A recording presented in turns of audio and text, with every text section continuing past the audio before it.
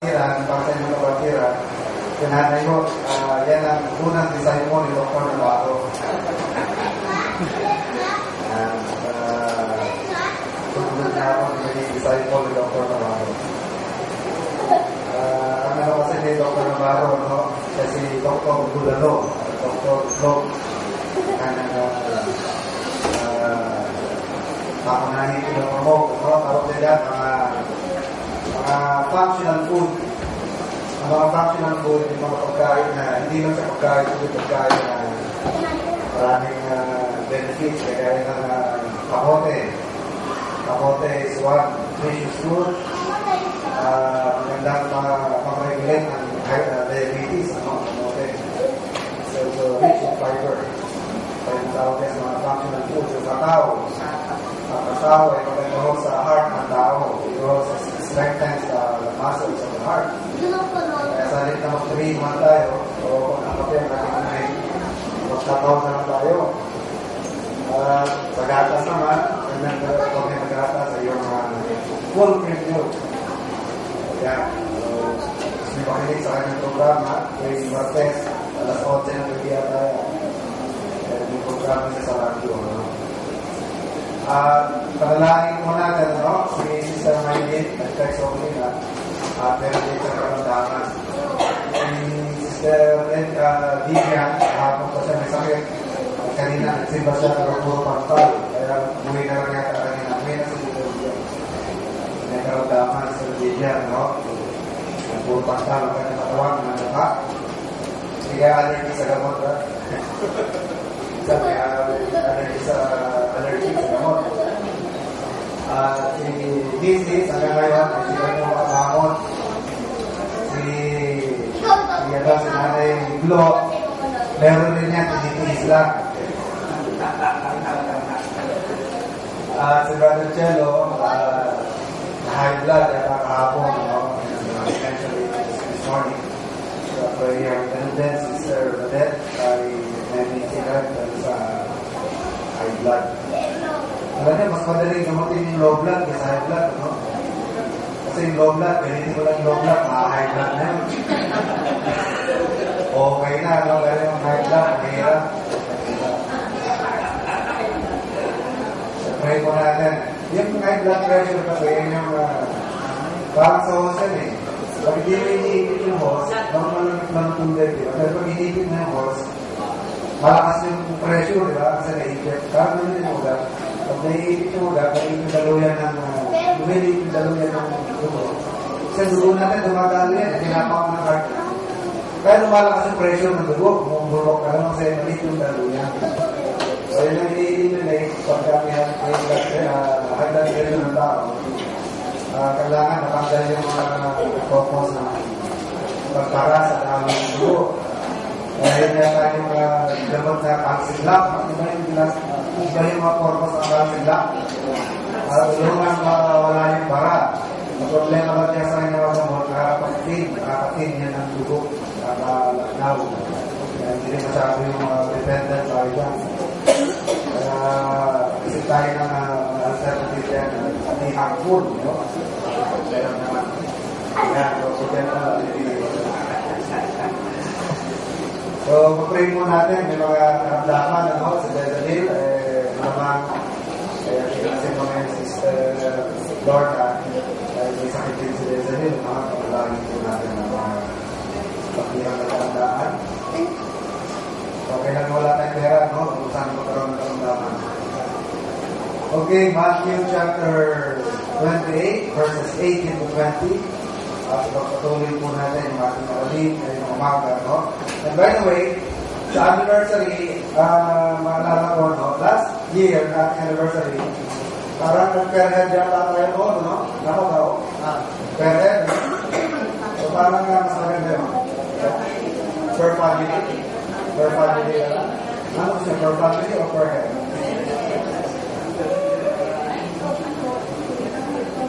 Hindi ako nagkakamali, parang 50 pesos yata ang per head na yun. Pero yung mga wala-wala, parang 200 yata ang ligay per head. So,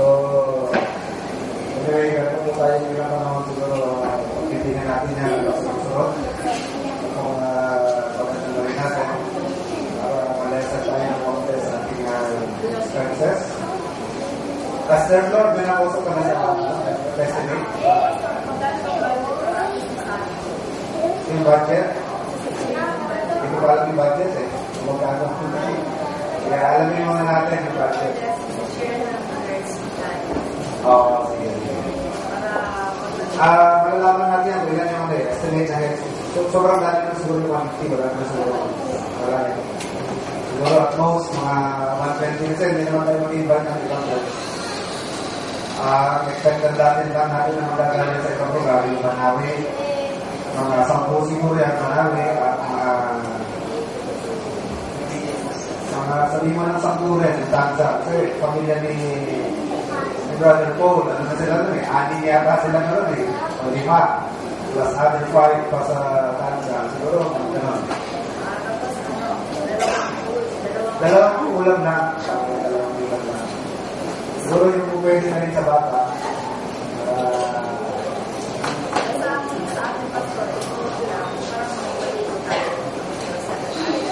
Yung paluto, yung report. Yung mga materials, kung saan tayo makakamura. Pero nag-request din ako doon sa anak niya kay Lord for the boys, yung ano tawag doon? Papaitan. Para sa mga gamot niya sa mga arthritis, mga malalakas ang loob.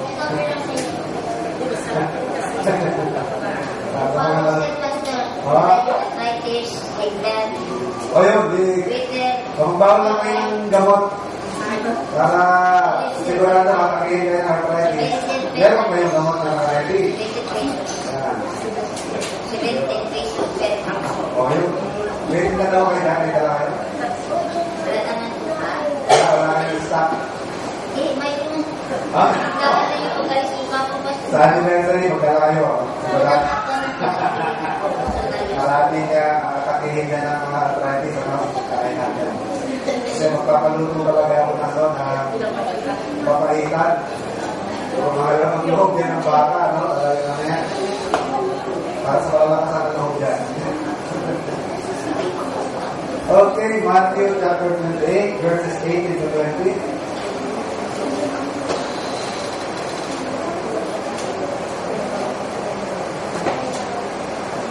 Matthew 28, 18 to 20. And our lesson is about the real business of any church. The real business of the church. Ano talaga business ng church? Ano ba talaga ang layunin sa simbahan? And this morning, I've stated that there are several motives na meron na yun ang mga tao of joining the church. Some join the church dahil iniisip nila na yung church na sinasalihan nila, yan ang makakapagligtas sa kanila, sa kanilang kaluluwa. Yan ang magdadala sa kanila sa langit. Ang iglesia, yan ang layunin niya. Sabi nila, walang ibang kaligtasan, maliban sa iglesia ni Kristo. Ang iglesia ang siyang katawan, si Kristo ang siyang ulo, at siyang tagapagligtas ng katawan. Kaya kung wala ka sa katawan na siyang iglesia, ay wala kang tagapagligtas. Kaya hindi ka maliligtas dahil si Kristo ang tagapagligtas ng katawan. Ito na lang argument yan, no? Of course, they're taking the verse out of its context. Alam po natin, na ideally speaking, all saved people should be in the church. But it is also in fact, na marami namang tao saved, wala naman sa church. Okay? Parang ano yun eh. All animals are dogs, but not all dogs are, all dogs are animals, but not all animals are dogs. No? Lahat ng nasa church, ideally speaking, Kristiyano yan. Pero hindi lahat ng Kristiyano, nasa church. Okay? So, hindi mo nakakapagligtas ang simbahan. Another motive is more prestige, para maging sikat. Maging atas sikat sa simbahan. Iba naman, economic reason. Gagawin nilang pagkakakitaan ng simbahan na yan. Hanggang may mamitiga, simbahan na yan. Okay, yung simbahan na yan. Iba naman, they join the church for entertainment, Ang simbahan na yan, maraming activity, maraming ino-offer na nakakapagbigay ng excitement, saka masaya ang kanilang gawain. No? So, excitement. And some join the church for social reasons. Para magkaroon sila ng social life. No? Karoon ng mga kaibigan. Lumawak ang kanilang circle of friends. Karoon sila ng mga associates. But they have no concern at all for the cause of Christ. Now, cause of Christ is, go ye into all the world. Wala silang concern dyan. The goal of Christ for His church is for the purpose of worship, pero kahit yung time for worship, gusto pa rin nilang gamitin para sa kanilang sarili. No? So, self-centered, nakasarili ang mga tao sa kanilang mga motibo. Pagka nalipat ng lugar, instead of joining the church of life, faith, and practice, para may pagpatuloy yung kanilang paglilingkod, wala na, tinatabangan na sila magsimba kasi nalayo na sila sa kanilang mga kaibigan. Sana ho, hindi yung maging ganyan ang kanilang mga attitude pagdating sa simbahan. We do not come to church merely because of our friends or for the sake of friendship. Hindi ho yan. Ang ating pupunin na layunin at pangunahin sa lahat ay nais po natin mag-involve para yung layunin ng Panginoon sa mundong ito na expand ang kanyang kingdom, gamit ang kanyang iglesia, ay magkaroon tayo ng kontribusyon at partisipasyon sa bagay na yan for the purpose of worship. Okay, let's go now to the real business of the church. Number one, it is the Great Commission. Yan ang tunay na layunin ng iglesia. The business of the church is to obey the Great Commission. Dakilang utos o habilin ng Panginoon. At ang habilin na yan is to make disciples, verse 19 and 20. At paano magiging disciple ng tao? By preaching the gospel. We do not become disciples simply by praying. Kaya maganda ho yan yung ating ginagawa, and I'm happy na ng umaga. Marami ho naka-join sa prayer ministry natin, mga prayer warriors natin. Before 7, meron na akong mga taong dumating. Around 7 o'clock, talagang marami nang dumating, at naka-join tayo sa prayer. Dahil din sa ministry na yan, naiisa-isa natin ang mga panalangin ng mga kapatid. At nabibigyan kayo ng kopya. Hindi lang inarinig sa prayer meeting na pag-uwi, nalimutan nyo na yung mga kalagayan at prayer ng kapatid at test. Nagbigyan kayo ng kopya, yung list ng mga request para inyong personal prayer, private prayers, narinig ko yan na nasasama pa niya na ka. Dagdag na nga rin yan, yung problema ni Brother Ray, saan natin yung sunodagin ni Brother Ray na nawawalan ng item sa kanyang stock room, dahil sa may responsibilidad niya, wala sa kanyang tututok, kahit na hindi niya ginawa. So, yun ang bigat na sitwasyon. Let's pray for Brother Ray. Hindi na umago yan, talaga nangyayari na niya. Magagagawa ng kalokohan, nanakaw sila. Okay? So, putting the blame on some models. So, our great commission is to make disciples by preaching the gospel. Not really by praying. Importante na tayo ay nag-pray, but people become disciples only by hearing the gospel. Because the gospel is the power of God unto salvation. Romans 1:16. For I am not ashamed of the gospel of Christ, for it is the power of God unto salvation to everyone that believeth.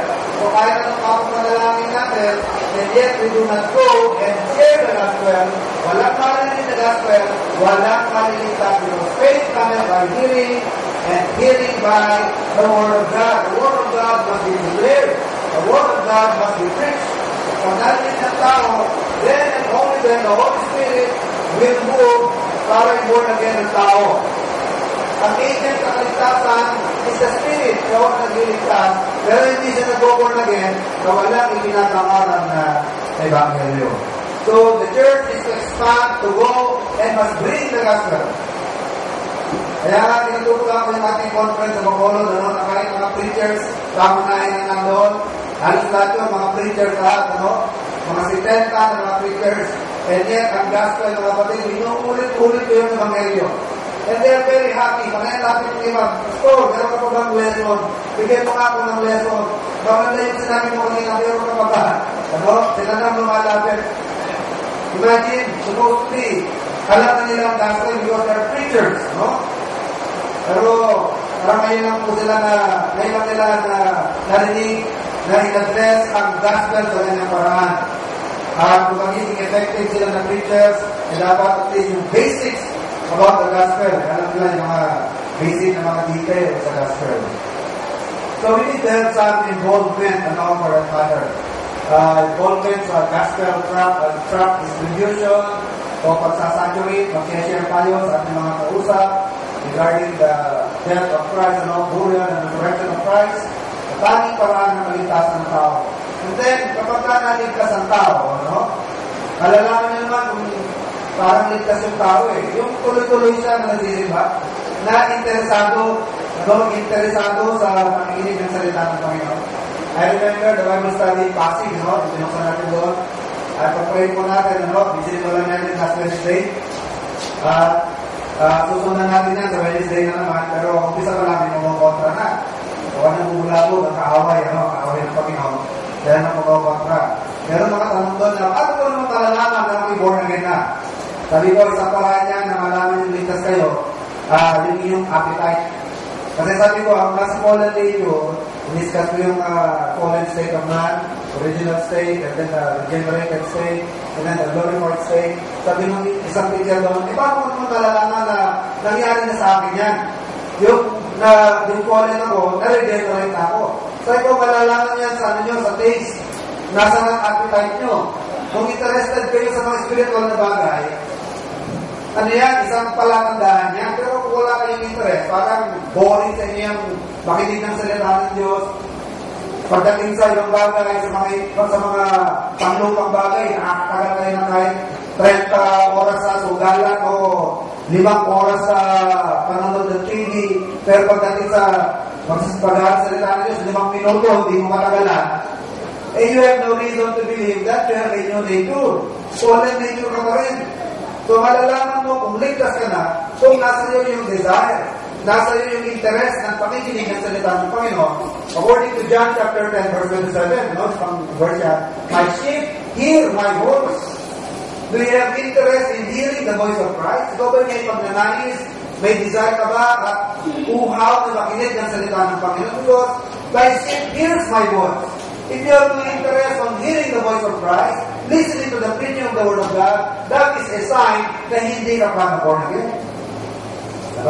So, kapag yung ating nasira ng gospel, na-invite the church, parang nagpapakita na ng mga senyales, na siya'y interesado, na parang kamasa ng Panginoon, then you can talk to him about baptism, which is also included in the Great Commission of Christ, kaya kailangan po nilang baptize. Kasama yan sa habilin ng Panginoon. Na i-publicly declare na naligtas yung spiritually nangyari sa kanya, yung kanyang spiritual salvation. So, i-declare niya yan in a public way, sa symbolic way, through immersion in water. And then and only then, we can start to disciple that one. I-disciplein na natin siya. So, that comes discipleship. That's where comes discipleship. Yung tuturuan natin siya kung paano ang pagsunod ng isang Kristyano. Naunang dapat alaman niya yung mga basics of Christianity. Ano ba ang mga basics of Christianity? The importance of church, the importance of attendance, the importance of prayer. Kasi mahirapan siya nawala itong mga bagay na ito.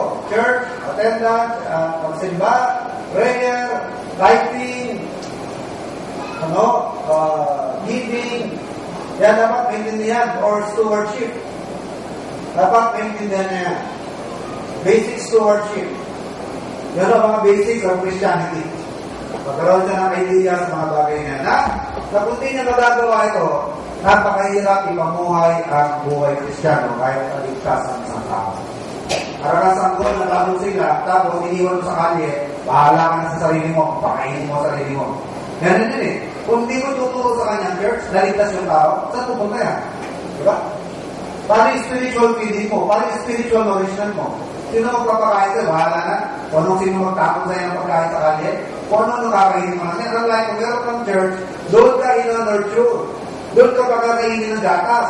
Bago ka pala, ito kailangan mong mensahe. Ito kailangan mong marinig. Pagtagal-tagal ka na, ito kailangan mong mapakinggan ng mensahe. Ito ang dapat na pinapakinggan mo. So, according to the need of the person, unlike kung naligtas ka, at di mo inintrodus ang church, kung sino-sino lang ang yan. Kung saan-saan lang mapupunta yan, ha? Kung sino-sino lang maging kulto pa yan. Awi sa kulto. Okay? That is why church is important. Church attendance is important. Importante na member ka sa church, na membership ka. Importante na nag-attend ka. Ano? Because that is a command of Christ, and hindi yan command ng saysay. Kaya kinuman ng Panginoon niya, may layo niya, kung bakit niya kinuman niya. That is one way to preserve us from this worldly surroundings. Makasalanan ang mundo natin. Ano? At sa paraan para ma-insulate tayo, bagaman from time to time, lumalabas tayo sa mundo, pero joy-joy tayo sa church, muli na naman tayo lumalakas, ano? Nahuhugasan, muli na naman tumutuwid ang aking buhay, ang aking pananaw, napapalakasan naman tayo through church attendance and prayer and basics to worship na niyapin ko natin sa ating buhay. So, this is to observe the Great Commission. Ano? The real business of the church is for the purpose of obedience to the Great Commission of Christ. Maybe you do not join the church to be saved, but the church is for the saved. Hindi tayo nag-join ng church para maligtas, kundi tayo nasa church dahil ligtas na tayo at dapat sundin ang Great Commission ng Panginoon. Another business of the church is for the purpose of mutual encouragement. Kaya kung mayroong simbahan is for mutual encouragement. It just came to my mind, ano, yung tinatawag ng mutualism. Mutual. Sinabing mutual, hindi lang one-sided yan, ha? Hindi one-sided yan. Pareho. Both sides. Ganun mo sa high school, ano? Second year, biology. Itinake up kami noon among animals, pero tinatawag ng mutualism. Parasite. Kasi ano ba yung kalaban ng kalabaw? Di ba meron kalaban ng kalabaw yung lakaw na ang sakit mga dam? Hindi siya ordinary lakaw eh. Pati hindi pa siya doon sa lakaw na yung fruit. Kasi hindi naman na lakaw sa bahay. Hindi niya yung fruit fly, di ba? Fruit fly yan. Huwag yan fruit fly. Yung mga lakaw na nasa mga ordinary bahay lang. Yung lakaw na nasa kalabaw, hindi fruit fly ang tawag doon. Alam niyo ano? Lakaw sa kalabaw? Tawag doon, God's line. Malupit, makadatyan. Pero no, kapal-kapal ng balang ng kalabaw, napapaduguyan eh. Ha?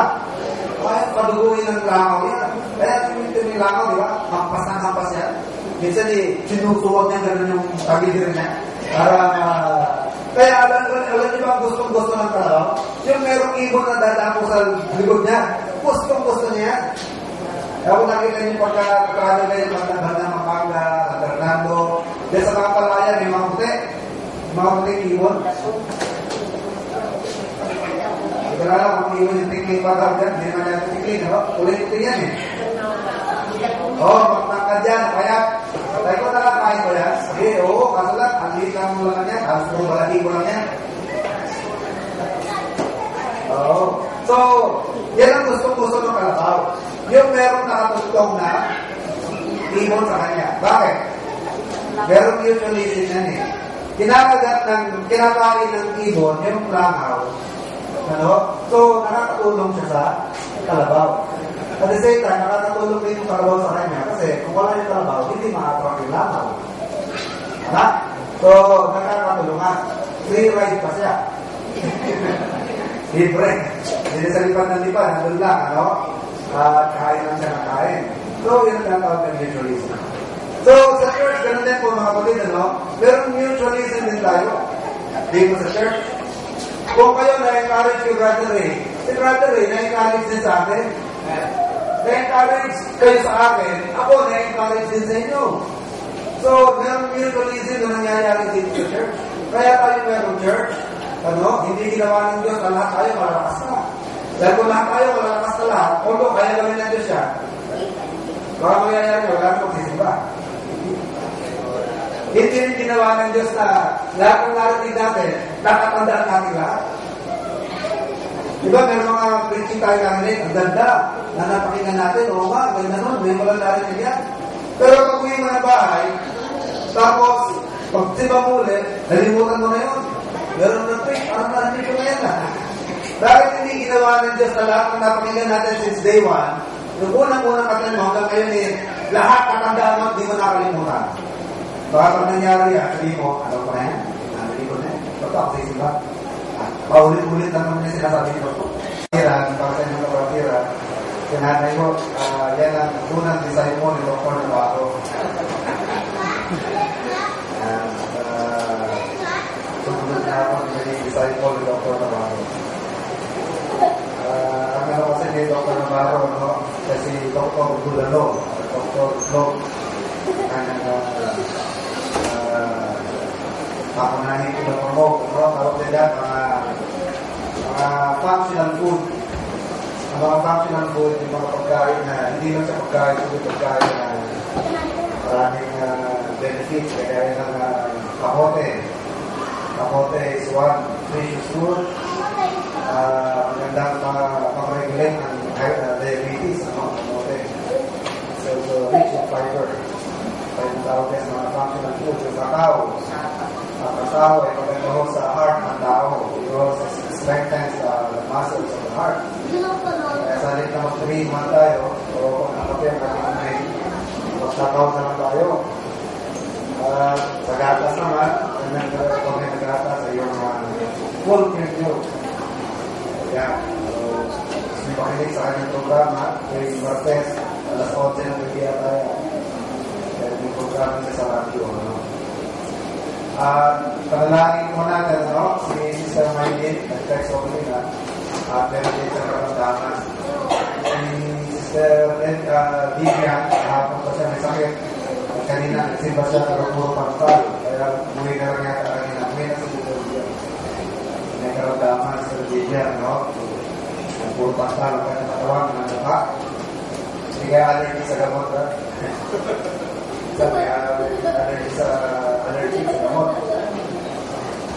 Si Missy, sa ngayon, si Kanya Makabangon.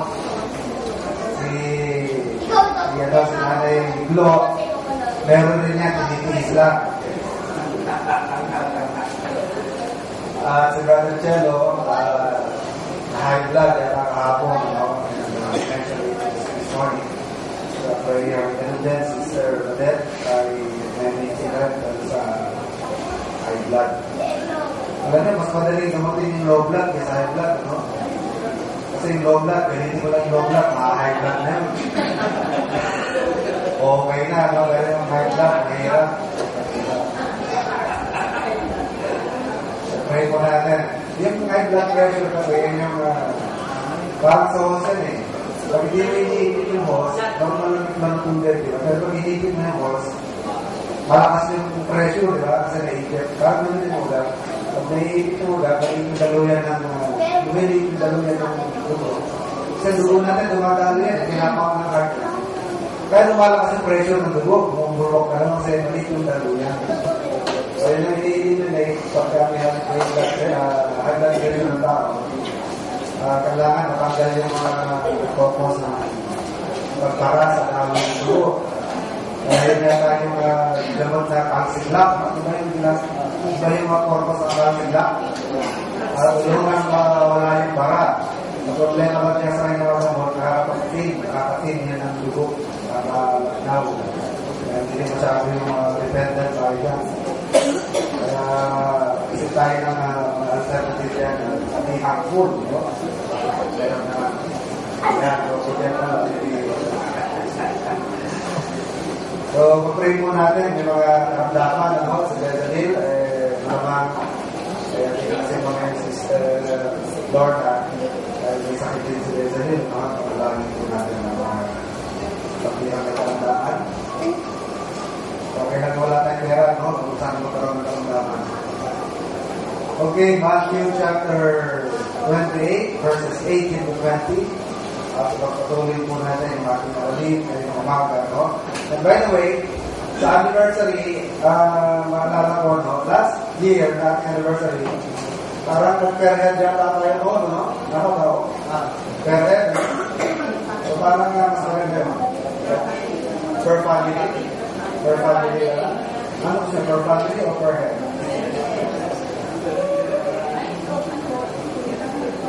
Hindi ako nagkakamali, parang 50 pesos yata ang per head. Pero yung mga wala-wala, parang 200 yata ang ligay per head. So, anyway, kung tayo ilang panahon siguro, pagkitingin natin yan sa susunod. Kung bakit na rin natin, para malesa tayo ng konti sa ating expenses. As third Lord, may nakusap ka na sa estimate.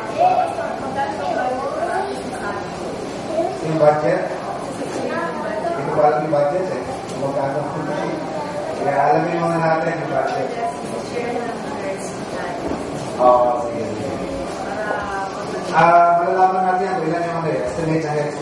Sobrang dami na siguro yung 150. Wala na siguro. Wala na. Siguro at most, mga 120%. Hindi naman tayo mag-iban ng ibang dahil. Expected natin lang natin na magagaling sa ibang lugar, yung Manawi, mga 10 siguro yan, Manawi, at mga sabi mo ng 10 rin, yung Tanza. Kasi pamilya ni Brother Paul, ano na sila nun eh, 6 yata sila na nun eh, o 5, plus other 5 pa sa Tanza, siguro, gano'n. Dalawang ulam na. Siguro yung pwede na rin sa bata.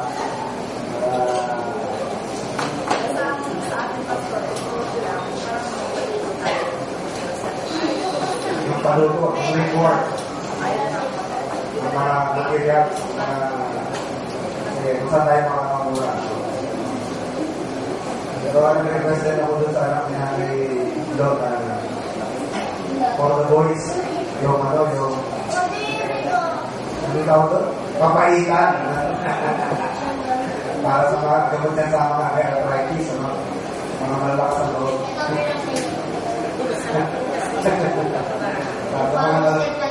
Arthritis, like that. O yun, pagbabaw lang kayo ng gamot para sigurado makakihin kayo ng arthritis. Meron ba yung gamot ng arthritis? O yun. Meron ka daw kayo na kayo kayo? Wala kayo stock.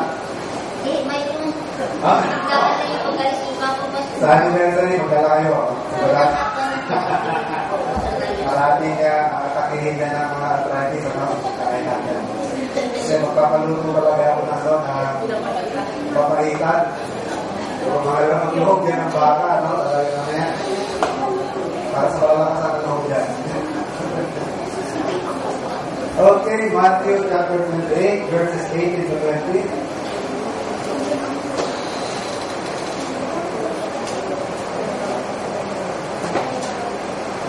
Matthew 28, 18 to 20. And our lesson is about the real business of any church. The real business of the church. Ano talaga business ng church? Ano ba talaga ang layunin sa simbahan? No? And this morning, I've stated that there are several motives na meron na yun ang mga tao of joining the church. Some join the church dahil iniisip nila na yung church na sinasalihan nila, yan ang makakapagligtas sa kanila, no? Sa kanilang kaluluwa. Yan ang magdadala sa kanila sa langit. Ang iglesia, yan ang layunin niya. Sabi nila, walang ibang kaligtasan, maliban sa iglesia ni Kristo. Ang iglesia ang siyang katawan, si Kristo ang siyang ulo, at siyang tagapagligtas ng katawan. Kaya kung wala ka sa katawan na siyang iglesia, ay wala kang tagapagligtas. Kaya hindi ka maliligtas, dahil si Kristo ang tagapagligtas ng katawan. Ito na lang ang argumento niya, no? Of course, they're taking the verse out of its context. Alam po natin naman na ideally speaking, all saved people should be in the church. But it is also in fact na marami namang tao saved wala naman sa church. Okay? Parang ano yun eh. All animals are dogs, but not all dogs are, all dogs are animals, but not all animals are dogs.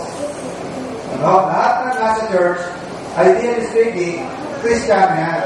Pero hindi lahat ng Kristiyano, nasa church. Okay? So, hindi mo nakakapagligtas ang simbahan.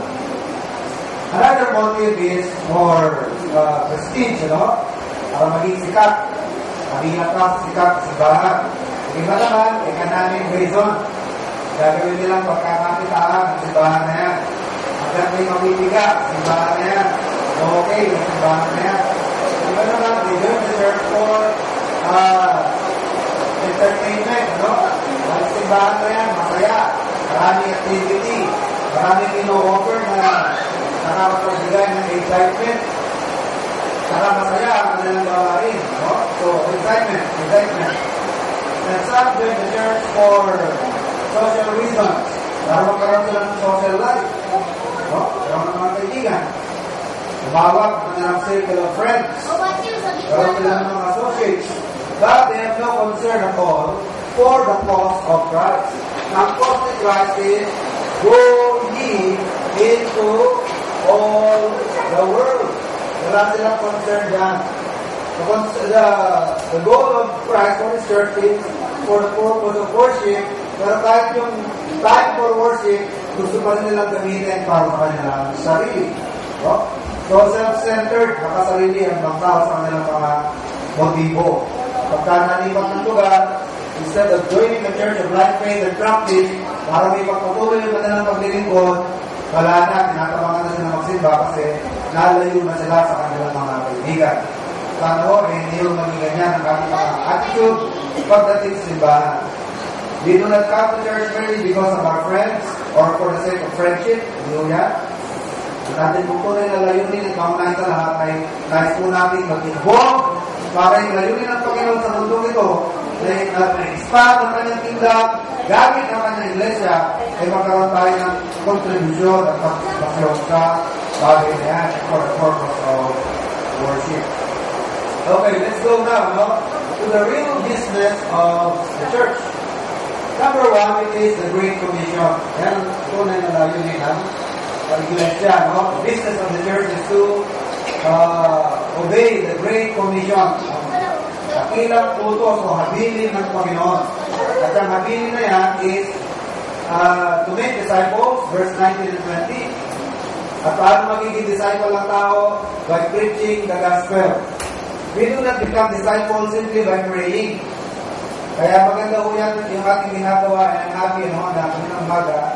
Marami ho naka-join sa prayer ministry natin, mga prayer warriors natin. Before 7, meron lang mga taong dumating.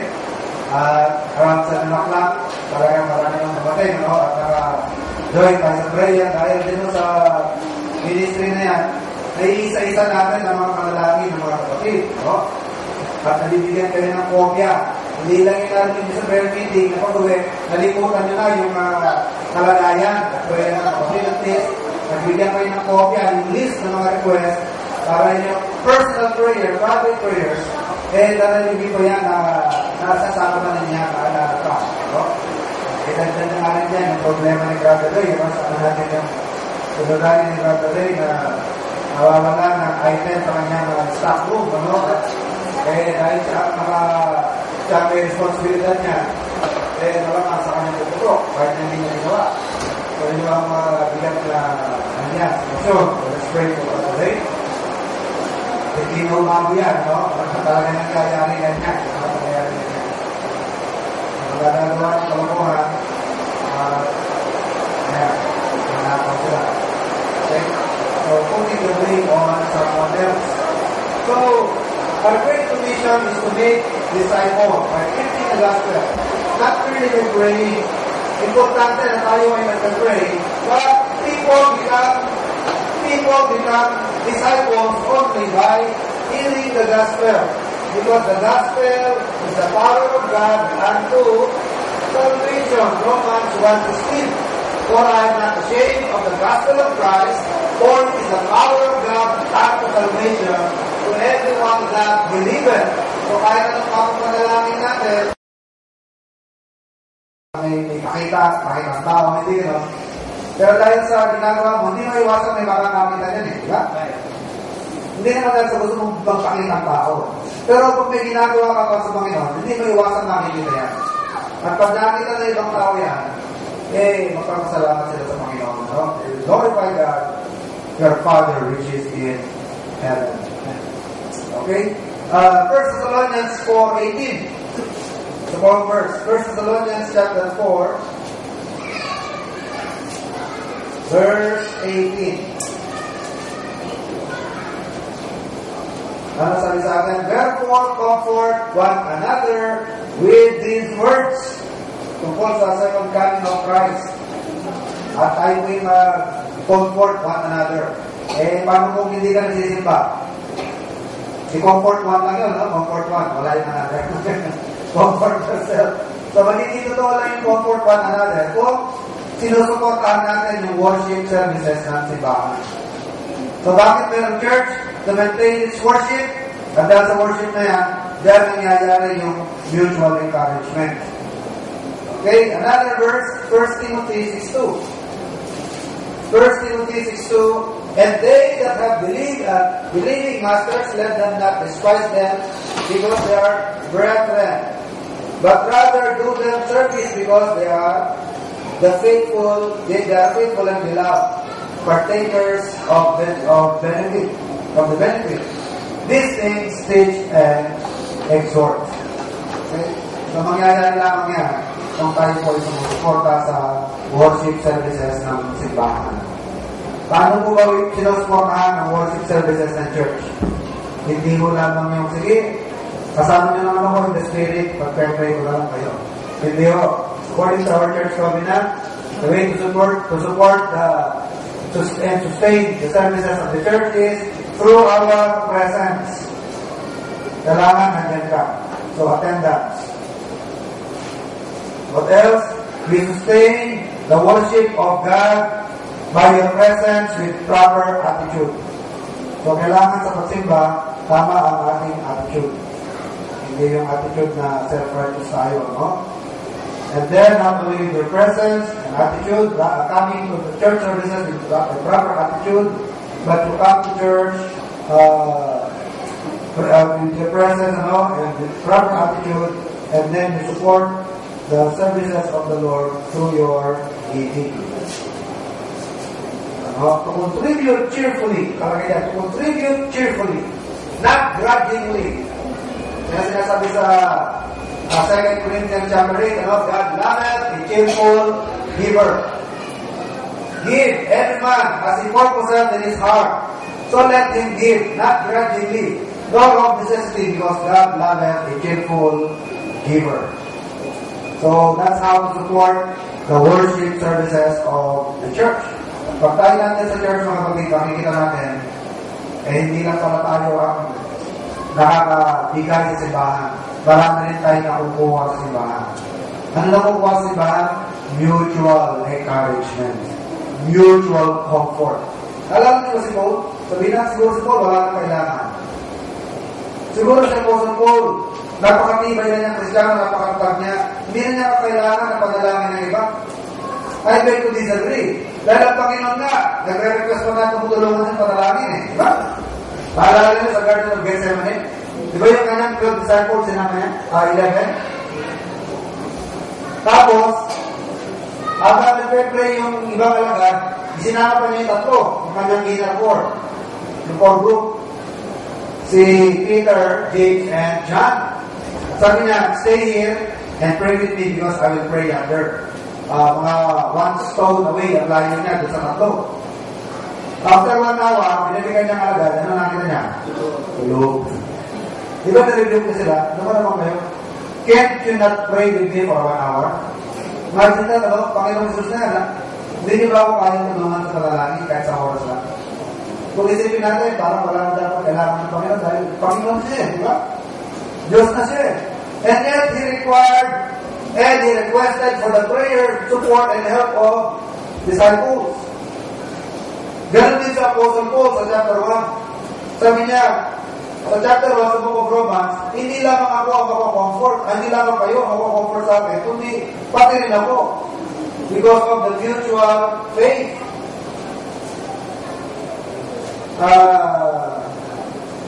Verse 12, Romans chapter 1, verse 12. That is that I may be comforted together with you by the mutual faith, both of you and me. Verse 11. For I long to see you, that I may impart unto you some spiritual gift, to the end you may be established.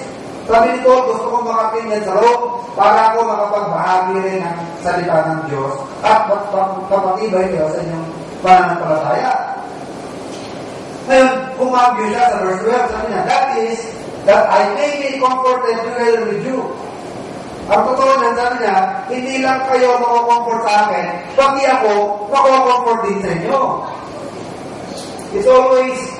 It's always like that, kapatid, no? Hindi lamang yung member sa nakikinig, ang mother-bless ng preacher, mako-comfort ng preacher. Sa maraming pagkakataon ng preacher, mako-comfort at na-exhorted dahil sa mga members. Ano? Napaka-proud na ng pastor na magsasabi na wala naman ako na sa inyo. Kayo lang na nagbe-benefit sa akin sa mensahe nilalala ko, pero wala naman ako napupurgay ko sa inyo. Wala naman gano'n, ano? Napaka-proud na ng pastor pag gano'n. Sobrang yakap naman. Ano? Dahil ang nangyayari talaga yan, merong mutual benefit. Nagbe-benefit ang member sa naninig, nagbe-benefit din ang pastor sa kanya nakikita sa mga members, sa mga narinig, sa mga experiences sa mga members. Kaya sabi sa God, that is, that I may be comforted together with you by the mutual faith, both of you and me. So mutualism na naman nandiyan. And then finally, mga kapatid, real business of the church is not only to obey the Great Commission, not only for the purpose of mutual encouragement, but the ministry is designed to be of spiritual help. Para maging spiritual help, itong simbahan, spiritual help, maging tulong pang spiritual. Hindi lang ito tulong pang financial. Although, paminsan-minsan, meron din financial benefit na nangyayari sa loob ng church. Pero ano yun, malayo, bihira, dahil hindi naman talaga yan ang real purpose. Ang real purpose ng church gathering is for spiritual help or spiritual benefit. Spiritual help. Makakapagtulungan sa spiritual na aspeto. Saan? Sa paglago, sa pananampalataya. Sa paglago, sa alaman, Ephesians chapter 4. Tayo natin dyan. Kaya makikita natin na itong ating ministry, justified nito eh. Yung mga ginagawa natin ng mga ministry, adoration, visitation, prayer ministry na yan, ministry sa mga bata, justified talaga existence niya. Ang Bible mismo nagsasabi na may rason kung bakit meron yan. Dahil ang rason kung bakit meron yan ay para maging spiritual help yan. Kasi ang layunin natin, ang goal natin, lahat ng Kristiyano ay lumago, maging kagaya ng ating Panginoon. Di ba yan ang main objective natin to be conformed to the image of His Son? Paano mangyayari yan?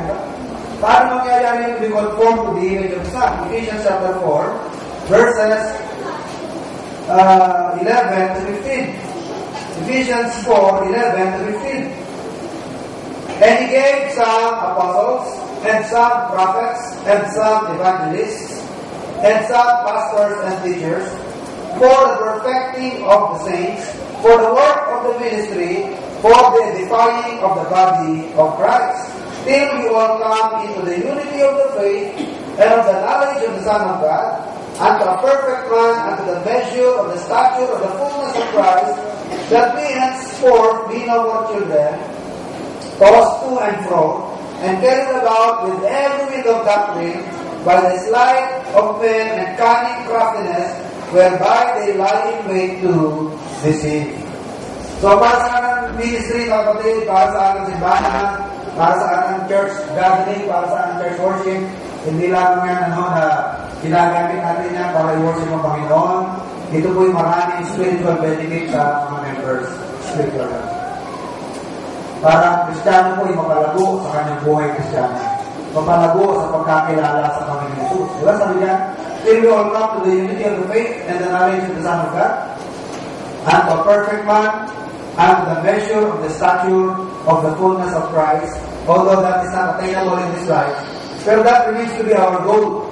Dahil maatin lamang yan, mga kapatid, yung being conformed to the image of the Son, pagdating na sa glorified state.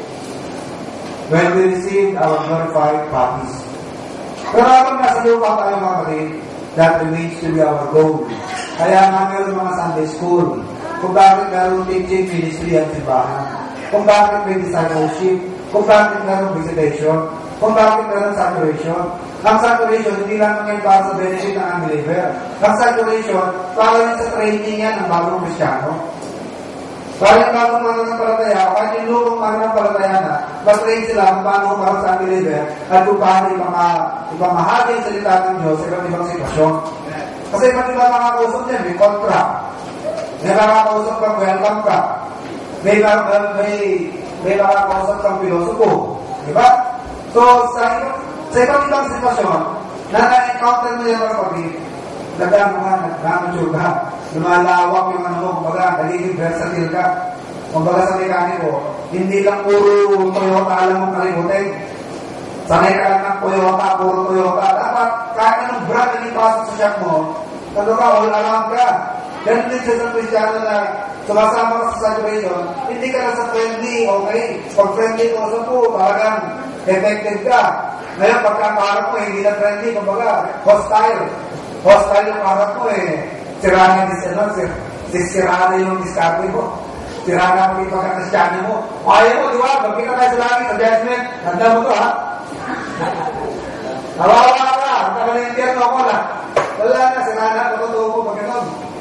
Ano? Alala mo yung isang nagpatutuwa, sabi niya, nagagad siya ng camp, nabiligan siya, agad siya ng camp. Intellectual to, Lasal estudyante ng Lasal. Pero kung nasa na camp, tawag sa kami mga bisyo-bisyo, di ba? Pero siya, may bawod siya. Kasi si ganun niya, bawod niya. Nakikinig nga sa preaching, nasa ganun niya, nakaikot pa rito sa balikat. May mga itong istorya yata, no? Si ganun, lalagay dito, sa balikat niya. Di ba may mga end of service? Parang nakat siya sa mensahe. Kinausap yung speaker, Amerikano. Makulit siya, namin yung tanong. Siguro kumuna yung Amerikano, speaker. Dahil makulit siya, intellectual din kasi ito Pilipino. Pero mautang din. Nang gusto niya siyang iwanan ng gusto siyang iwanan ng Amerikano. Ilan sa mga, why? Don't you want me to be safe? Hindi naman na, makapahiya ka makapahiya ka. Minsan, nakala mo yung kausap mo unfriendly o hostile. Kaya, doon sa Pasig, iba-ibang iba-ibang personalidad dyan. Sabi ko, huwag tayo mayamot doon sa mga makukulit. Kasi, makikita mo ka sa audience mo, yung makukulit dyan Yung tingin mo, parang walang interest, alam mo na babastos. Pero di ba, karaniwan na nasa-save? At yung nakikita mong behave, yung nakikita mong parang supportive sa'yo at parang gustong-gustong patuloy, karaniwan na nagawala. At yung hindi mo na-expect na maliligtas, at yung pinakakulit sa minsan yung naliligtas. Di ba evidence niya tayo, marami sa atin dito makukulit? Kung para sa ibang kapatid natin, baka mas makulit tayo Baka mas mabait mga kapatid natin Baka kung para sa ibang mga kaklase natin, tayo may mas makukulit sa klase. Pero tayo mga kaklase mas matinilo. Pero sino kasi? Sila bang mababait? Di ba tayo? Mas mabait tayo. Tayo yung mga mas makukulit. So, parang mukhang hindi maliligtas, pero tayo yung ginawa ng Panginoon. Kaya mga kapatid, maganda na ma-develop sa atin yung ganong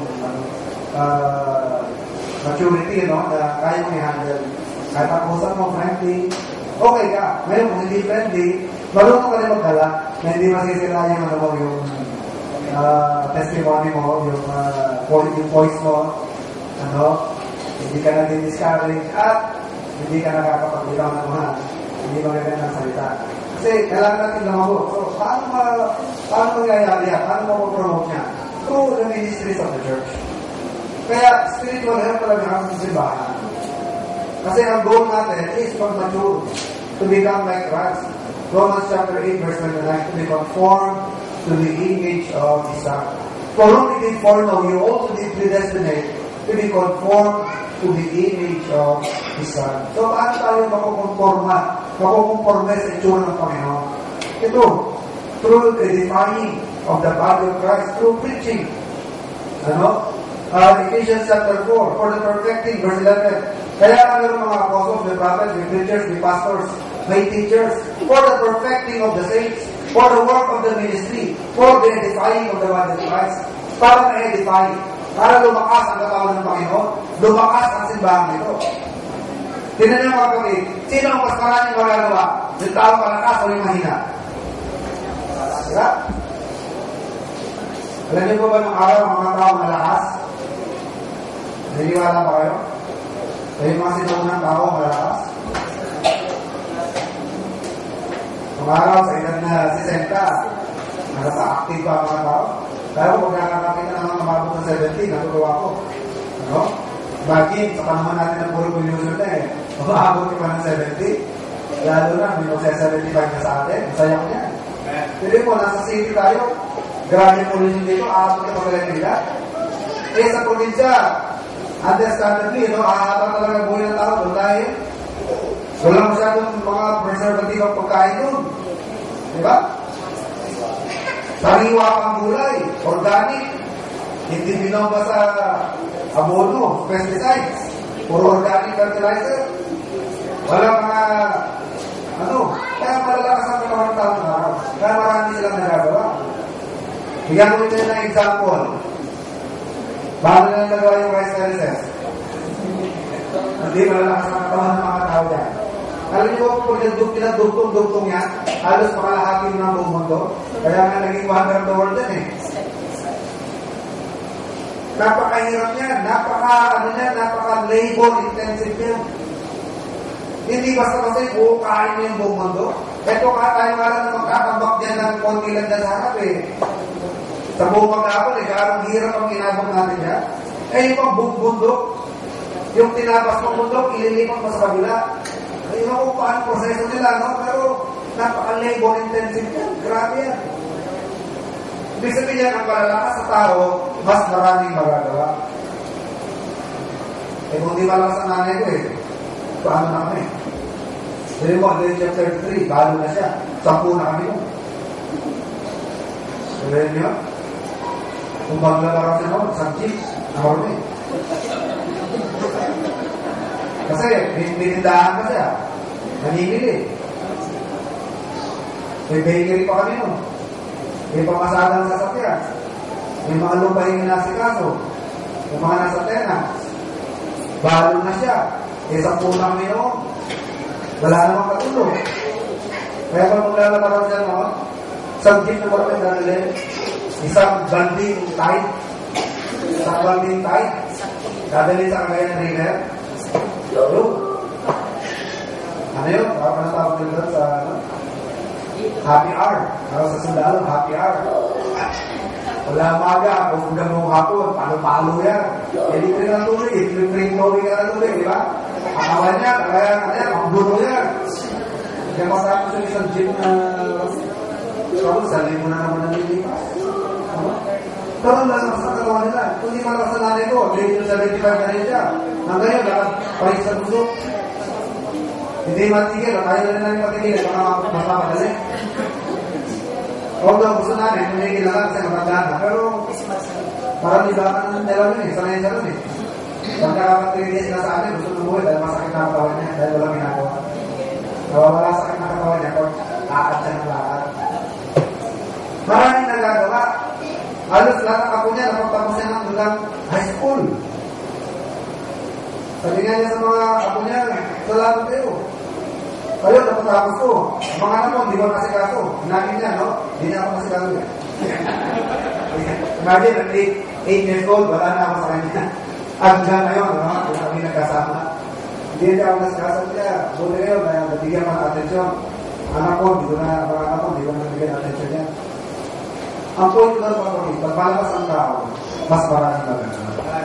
Pag mahina ang katawan, of course, tinutukoy ko na magagawa, yung physical activity, Physical activity.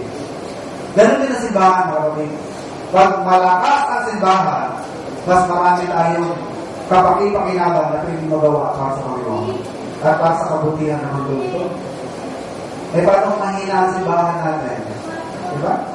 Wala, nandito na lang tayo. Wala na tayo masyadong ma-extend na effort.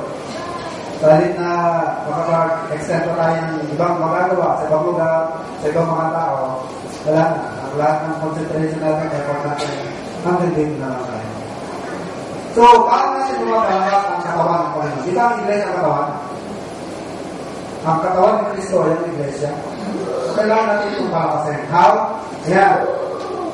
Kailangan natin ang simbahan. Dahil sa simbahan, dito nagagalang yung perfecting, verse 12, for the perfecting of the saints, for the work of the ministry, for the edifying of the body of Christ, till we all come in the unity of the faith and of the knowledge of the Son of God, unto the perfect man, unto the measure of the stature of the fullness of Christ. Paano kung di ka nagsisimba? Paano ka mapapalakas? Paano ka mapapatibay? Paano ka matututo mag-grow na knowledge of Christ?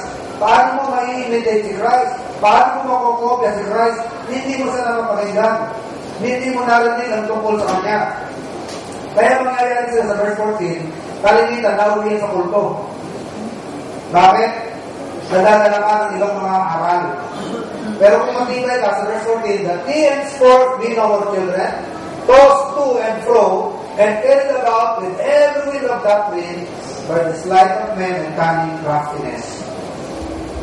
Alam niyo ba nung panahon ni Apostle Paul, maraming Kristiyano ang nasusway sa ibang belief. Yung belief ng mga Gnostics. Bakit sila na kapatid? Very cunning. Kasi yung mga religious groups na yan, hindi naman yung mga teachers na mapagkakamala mo sa kay Satanas agad. Hindi. Napakalumanay. Napakalumanay yan. Ang kanilang appearance, sabi ng Bible, they come to you in sheep's clothing, but inwardly they are ravening wolves. Kaya paano pala ni John? Ano sinasabi sa book of 1 John? Diba Antichrist? He that shall deny that Christ is come in the flesh is the Antichrist. Hindi niya tinutuko yung Antichristo na nilitaw sa 7 years Revelation. Hindi yun. Ang tinutuko niya yung mga preachers na kanilang prinsipyo is Antichrist o laban kay Kristo. Dahil hindi sila naniniwala na si Kristo ay dumating physically. Sa kanila, yung nagpakilala sa Kristo, hindi talaga physical yan. Parang nagpunwaring tao lang. Pero paniniwala natin mga kapatid, genuine na tao si Christ, which is 100% man and 100% God. Pero ang thinking ng mga agnostics, no, hindi yan talaga physical. Hindi talaga nagkatawang tao na naging tao sa Kristo. Anyong tao lang, nagpunwari, tapos naglalako rin. At maraming mga nadalaga, kasi sabi ng Bible, they came out of us. Sabi ni John, huwag kayong malungkot na sila umalis. They came out of us because they are actually not of us. Because if they are of us, for sure they would stay with us until now. Kaya sila nalalayas, hindi talaga sila sa atin. Pero, meron mga Kristiyano, mga kapatid na nadadala sa ganyan. Yung mga hindi lumago sa salita. They are being tossed to and fro by the cunning sleight of man and craftiness of men. Napaka-crafty, mga kapatid. Bakit? Akala mo sa Diyos Kasi kung manalita, napaka-malumanay, napaka-behave, magaling niya lang magsalita. Akala mo talaga sa Diyos. Pero yun pala, they are disguising themselves as angel of light, but inwardly they are of the devil. Parang yung mga sheep-clothed, mga wolves na nasa clothing ng sheep, but inwardly, mga wolves pala sila. So, tayo madadala sa kanya. Hindi dapat tayo sa pagdala sa appearance ng tao. Kung appearance sa paglabatayan, tayo ng Mormons. Kung appearance sa pag-uusapan, tayo ng iglesia. Diba? Hindi naman banagin ng mga import sa pagsimba, sa itsura ko lang, diba? Ang mga kapaglayahan nila, yung mga ganyan pa yung mga manggas niya. Diba? Talo tayo. Walang mga chismisan, habang service, walang mga kwentuhan. Talaga, mga babae, di wala sa lalaki. Diba, brother? May tagang-gising pa ng tulog. Oo, pag may natutulog, may gapo to na lalaki. Diba? Tapos yung printer, gising. O kaya, may stick na, may balahibo ng kapos sa dulo. Kanya sa tainga. Pinite, gising. Hindi sa apiran. Pero mga kapatid, yun ang pagpapatayan natin. Madadala talaga tayo. Sabi nito, huwag tayong madadala dyan. That we henceforth be no more children, tossed to and fro. Huwag natin pagdudahan. Kung ano yung narinig natin sa simbahan ito tungkol sa Panginoon, huwag na natin baguhin yan. Huwag na natin pagdudahan yan. Ano? Mga pundasyon na yan, mga established truth yan. Patagal na natin narinig yan ng mga araw. Nasanayan na natin yan. Pagka na-apply tayo parang strange, parang attractive, mag-bonus TV tayo. Magdalawang isip tayo pag napakinggan natin yan. Ano? Kalkaraniwan, sabi nga, if it is new, it is not true. But if it is true, it is not new. Pero pagka mukhang kakaiba yan, ano? Medyo, magdalawang isip ka muna. Yun namang eleksyon, na bago lang natin narinig yan, actually, hindi na bago yan. Yan na yung matagal na, nakinalimutan lang ituro. Kaya tuloy, parang nagbago sa atin. Di ba sa mostly sa atin dito, galing pa yung office? Yung bang eleksyon, active ninyo? Yung sovereignty of God, yung doctrine of election, yung dignity of atonement, na namatay si Cristo, yung parang lang sa pinili, hindi para sa laman tao.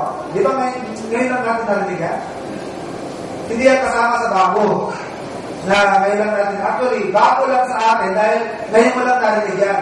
Pero sa katotohanan, matagal na talang aral ng Biblia yan. Matagal na. Ano? Kaya hindi kasama yan sa kasabihan na if it is new, it is not true. And if it is true, it is not new. Kasi teaching of dignity and atonement, depravity of man, perseverance of the saints, unconditional election, total depravity of man, irresistible grace, matagal na ang teaching yan ng Biblia. Na ngayon lang natin muling inuungkat dahil maraming mga aral kinalimutan ang ituro yan dahil in-embrace nila yung philosophy na kailangan mas marami ang tao after sila sa result, after sila sa output. Para sa kanila ang pagtuturo ng tuloy, ano yan, pagpahina sa simbahan, pagkontra yan sa pagdami. Naiganyo sila sa pagdami ng membros, sa pagdami ng tao. Kaya ini-eliminate nila yung mga dahilan kung bakit umuunti ang membro. Alala ko yung presidente namin sa Bible College. Sabi niya, kasi nung natutunan ko yung doctrine of election, bumalik ako sa school eh. Inausap ko yung presidente namin. Sabi niya, alam mo, naniniwala din ako ulit sa election. Pero hindi ko lang ituturo yan. Kasi it will hurt your ministry. It will hurt your ministry. Para concern ng ministry. Actually, iniisip niya, hindi dadami yung ministry mo. Yung hurt na yan, masasaktan, hindi dadami yung membro mo. Kasi sabi niya, doctrine of election is a divisive. Kasi sa history ng mga Baptist noong araw dito sa Pilipinas, naghati-hati yung mga yan. Yung electionist, saka yung whosoever, saka yung election, saka whosoever. Maraming sibahan na nag-divide talaga natin. Bakit nangyari yun? Kasi hindi na ituro ng tama ang doctrine of election. Pero kung naituro yan, kapatid ng doctrine of election, napakaganda nitong doctrine ito, di ba?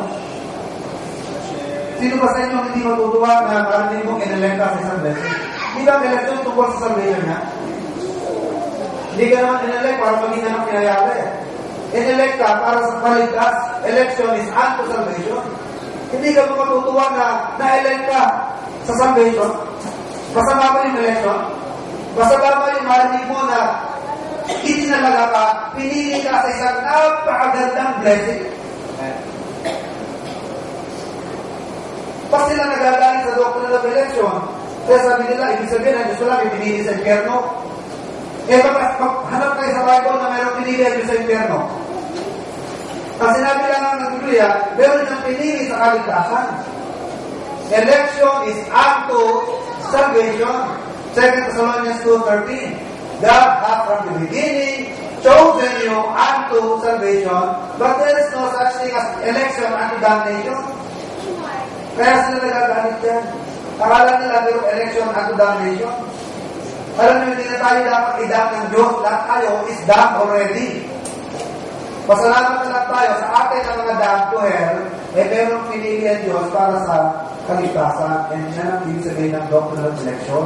Na sa mga taong mapapahamak o itong impyerno, meron siyang inelect na magkamit ng kaligtasan. Tapos magagalit ka pa, hindi mo naintindihan. Pag naintindihan mo lahat tayo, isidadal na ng Panginoon patungong impyerno, at minabuti lang niya na pumili ng ilan, pasalamat ka kung nakasama ka doon. Diba? Kaya kung maintindihan mo na mga kapatid, pagka nare-realize mo yan, yung mga moment na minsan natin gawin, bigla ako na madalimos ang isip, biglang nagpapula sa isip ko yan, hindi ako nilit ng Panginoon? Hindi ako nilit ng Panginoon? Hindi ako nakasama mo? Hindi tiyak nakapahama ka ng lumo mo. Kahit magpagulong-gulong mo sa lupa, kahit maglumasay ka, kahit ano gawin mo. Dahil hindi mo na mababago yan, di ba? Di ba, Diyos naman nagpasaya ng kanyang piliin? At kailan na nagpasahan ng Diyos yan? Hindi ka kinonsulta ng Diyos. Hindi tayo kinukonsulta dyan. Ang Diyos, sa sarili niya, nagpasya niyan. Wala pa ang mundo nung pinagpasahan ng Diyos yan. Ephesians 1:4. According as He hath chosen us in Him before the foundation of the world. Eh ngayon, na-realize mo, kasama ka niya. Ligtas ka na ngayon. Di ba nakakabagbag ng damdamin na nakasama ka niya? Sa dinamila ng tao, nakasama ka sa ililigtas ng Diyos. What else? It is a very humbling doctrine. Hindi ito mag-focus para maging mayabang ang tao. Mag-humble ka nga eh. By the fact na hindi ko pumili sa Diyos. Siya pumili sa Diyos. Kaya lang naligtas dahil Diyos ang pumili. Diyos ang nagpasya. So, ang say, sa kaligtasan mo, hindi ikaw ang nagpapasya sa kaligtasan mo. Kundi sa kaligtasan natin, ang Diyos ang nagpapasya sa ating kaligtasan. Kasi meron mga tao na sa sarili lang yan, nasa tao lang yan. Pero pag naintindihan mo eleksyon, wala ka lang sa tao pagpapasya ang puso natin. Kaya ba't nagkakagulo sila yan? Kasi hindi nga naintindihan. Bakit hindi naintindihan? Tinigil na lang ituro eh. Tinigil na eh. Kaya kapatid, yung mga narating natin dito sa simbahan, masalamat kayo yung mga bagong mga member dito sa church. Dahil as early as now, as early sa part ng inyong this part of your Christian life, narinig din yung doctrine na ito. Alam niyo ba na 14 years na akong baptist, hindi ko pa narinig yung doctrine nito. 14 years na ako sa Bible ba, hindi ko pa alam yung doctrine na ito. Ngayon lang ito na, ngayon ko lang nalaman yan. So, hindi ito bago. Pero tayo padadala kapatid sa kuha na itong mga aral. And then finally, kapatid, we'll read Romans chapter 12, verses 6 to 8. Romans chapter 12, verses 6 to 8. Na tungkol pa rin po ito sa mutual, spiritual health. Kaya meron simbahan is for our mutual health. Kung hindi man ikaw ang makatulong, isa ka sa matutulungan ito. Verses 6 to 8. Having then gifts differing according to the grace that is given to us, whether prophecy, itong prophecy, ito yung panghuhula. Ang prophecy na tututukoy dyan, yung prophecy na pag-preach. Kung meron kang gift of preaching, galing sa Panginoon, gamitin mo yan.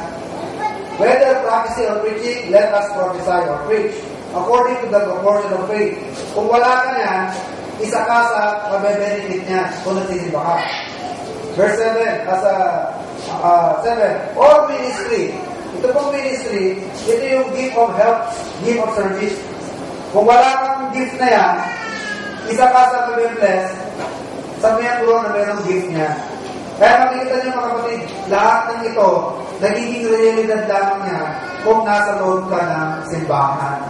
Pag wala ka sa loob ng simbahan, wala kang active church membership, malayong maging reality ito. Because one way or another, mga kapatid, lahat ng Kristiyano, merong isa, gift yan, kahit isa man dyan, meron ka. Hindi pwedeng wala ka yan. Lahat ng Kristiyano, meron dyan gift dyan na naitima dyan. 7 yan. Gift of preaching, gift of help or ministry, gift of giving, gift of exhortation, gift of ruling, gift of showing of mercy. Ano ba nanda? 1, 2, 3, 4, 5, 6. Isa ba? Ano ba nanda? Teaching. Yan. Kayo mga kapatid, i-analyze ninyo ang sarili nyo. Anong gift meron kayo na binigay ng Panginoon? Dahil hindi pwedeng wala ka niya. Lahat ng Kristiyano, meron niya kahit isa dyan sa likod niya. Hindi pwedeng wala. Sigurado ko, for sure, ang kababaihan ka ng team of preaching. Dahil hindi kayo ang gagamitin ng Diyos sa bagay na yan. Ang team of preaching nyo sa bahay na niya. Pero hindi magagawa sa bahay niya. Sa bahay na yung preaching na babae. Amen, Brother Reggie. Nakatawa sa Brother Marlon. So, ang mga team of preaching, nakalagay yan. But else, ministry, ano yung ministry? Give of help siya. Yung, hindi mabigat sa yung tumulong sa mga gawain. Kahit anong gawain, sige, fine. Saan? Kailan? Yan. Yan ang parating sa mundo. Gagawin tayo. Saan? Kailan? Anong dadalhin? Anong ihanda ko? Sabihin mo lang. Hindi mabigat sa kanya ang mag-exert ng effort para tumulong sa mga gawain ng physical simbahan. Kasi, meron na niya give of help. Hindi lahat meron niya. Meron yung mga tao na pag may gagawin na sa simbahan, ako, ang hirap mong nakapin. Parang tuko, parang kayawa, ang hirap hilahin. Dahil kita, pinagkalooban ng gift sa kanya. Pero yung pinagkalooban niya, talagang walang problema yan. Maraming sagot niya, anytime. Kailan, sabihin mo lang, sabi ka lang, anong ihahanda? Kasi nga, meron na gift of help or gift of service.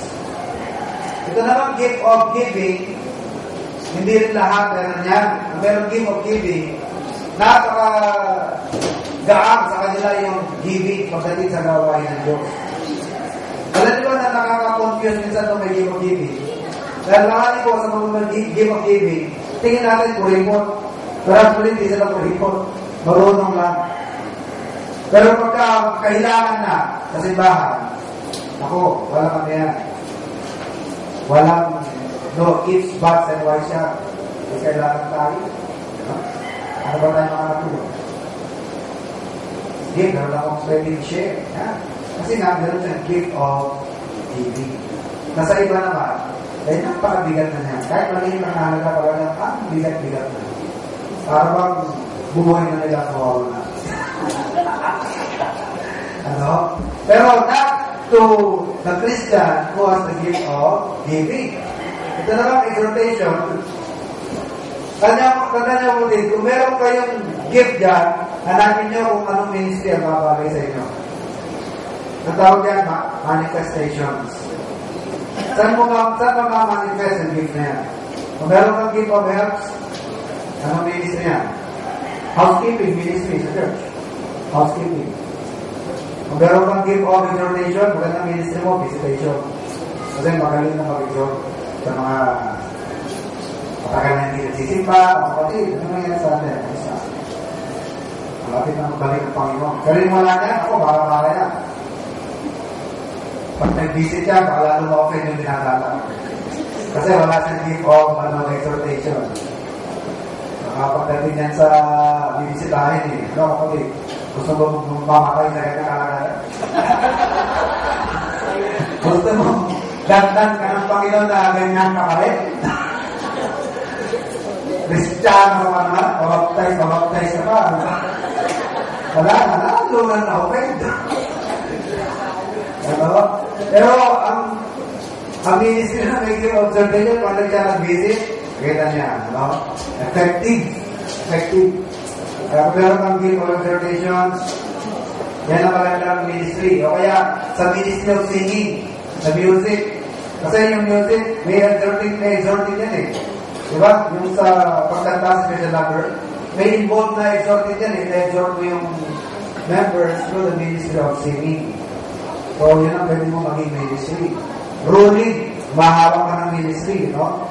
Meron kang hinahawakan na ministry. Ruling or administration. Give of showing of mercy. Yan. Maganda rin mo yung ministry, visitation. Meron kang give of showing of mercy. Yung pag ikaw ang nag-visit, gustong-gusto nang binibisit mo dahil parang nararamdaman mo yung nararamdaman nila. Parang nailalagay mo yung sarili mo sa kalagayan nila. Kasi nga, meron kang give of showing of mercy. Hindi yung kagaya na may tatalaw sa'yo na mag-feel mo na parang wala siyang pakialam sa sitwasyon mo. Parang walang pakialam na nararamdaman mo. Pero meron mga members na kasi lang bibisita sa'yo, makakausap mo. Kahit hindi dalaw, nakikita kayo sa church. May share mo yung problema mo. Matapos mo may share, gumakang pakiramdam mo kasi nakausap mo. Parang namoroblema rin dahil sa'yo. Naisaalin mo yung problema mo sa kanya. Kasi nga meron siyang gift of showing of mercy. Dati ang saya-saya niya, nung nag-usap ko yung siya, malungkot na kasi malungkot ka. Parang may transfer mo sa kanya. Pero kung umihan, kung kayo rin yan. Yun, nakakagaan ka. And give of teaching. May give of teaching ka. Mag-preacher ka. Minister of preaching. Bible study. O Sunday school teacher. So, hindi pwedeng wala ka niya. Lahat ng Kristiyano kapatid, binigyan ng Diyos at least one of these 7 spiritual gifts. Kaya kung meron mga niya, gamitin mo yan. Kaya yun mga kailangan ng kapatid na meron simbahan. Ang talagang purpose ng simbahan, para maganap ang lahat ng yan. Ang recognition, encouragement, spiritual encouragement, at yung spiritual health. Paglago natin spiritually. Matulungan sa paglago spiritual. Dahil dyan lahat nagiging makatotohanan itong mga sinasabi sa mga epistula ng Panginoon. Kung walang simbahan, hindi mangyayari yung lahat ng yan. Hindi matutupad yan. Kaya ang bottom line yan, parati kayo magsimba. Marami tayong huwag magpabaya sa gawain ng Diyos. Huwag tayong magpapabaya sa gawain ng Diyos. Supportahan natin ang worship services ng Panginoon. Okay? Tayo dito kayo, tayo may magbaba sa ating panalangin. Heavenly Father, thank you so much for the time that you spent in studying your word. Salamat for bringing these things again to our remembrance, all of these things. Our lessons that we have already heard and learned in the past. Pero nakakalimutan naman sa ito po yung hindi yung pinapalaala sa amin. At sana po magampanan po namin ang mga tupulit, ang mga bagay-bagay na pinapatrabaho niyo sa amin. Sana po masubukan niyo kami tapat at mananatili sa mga gawain ito. Tulungan kami naman na mahatak ng kung anong mga bagay ang aming atensyon, maagaw ng mga trivial, mga temporal things of this world. Hindi na po makabalansin namin ang aming oras at aming atensyon sa mga bagay-bagay na concern namin sa mundo ito. Sana din po hindi natin makalimutan ang para sa inyo. Naway, ingatan niyo po ang bawat isa sa aming bagay-bagay. Tinataas ang mga pagdaman. Hindi pa magandang pakiramdam sa kanilang mga katawan. Tulungan niyo po sana naman ang balik at kanilang mga kalusugan. At aming mga suliranin at mga mabibigat na mga sitwasyon naman sa mga oras nito na nagiging po mga kailangan solusyon sa kanilang mga problema. Sana po mga ay kayo po gumawa ng way, kayo rin po ang kalulahati sa lahat nito. Pray for your protection as we leave this place. Maging sa balikan sa mga trabaho, gawain sa nakaraw, may natin itong bawat isa. At lahat nito yung nilangin at pasalamat sa mga naman kami ng Jesus. Amen. Ang hapon po sa mayaman sa Diyos.